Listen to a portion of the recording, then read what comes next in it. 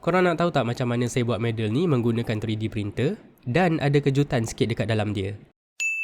Minggu lepas ada satu pertandingan badminton dekat Tokyo dan diorang minta saya buat medal menggunakan 3D printer. Tapi permintaan diorang, dekat dalam medal ni nak kena letak duit 500 yen supaya dia jadi berat sikit. Jadi macam biasa, saya design menggunakan Shaper 3D dan untuk medal ni saya pecahkan dia kepada dua bahagian. Tujuan yang pertama adalah supaya saya ada akses kepada tempat untuk letak duit shilling tu. Tapi tujuan yang kedua adalah supaya saya boleh print kedua-dua permukaan ni pada orientasi yang sama. Untuk gabung kedua-dua bahagian ni pula, saya guna twist lock mechanism. Lepas saya dah siap design dalam Shaper 3D, saya print menggunakan 3D printer dan inilah hasil dia. Tapi saya ada satu pengakuan saya nak buat. Sebenarnya minggu lepas saya tak sempat untuk optimize dia punya design dan juga clearance untuk 3D print. Jadi ada model yang okey dan ada juga model yang agak ketat. Kalau korang terima model yang ketat tu, saya minta maaf sangat-sangat. Sepatutnya hasil dia macam ni. Kita boleh tengok dekat sini, bila kita gabung bahagian belakang ni dekat sini, pada mulanya dia agak longgar. Tapi bila kita nak ketatkan dia, tekan je dekat hujung ni, nanti dia akan mengetat. Okay, jadi saya tak pastilah korang yang tengok video ni nak ke tak file untuk model ni. Tapi kalau korang nak, boleh tinggalkan komen dalam ruangan komen. Nanti saya akan kongsikan macam mana korang boleh download file ni supaya korang boleh print sendiri.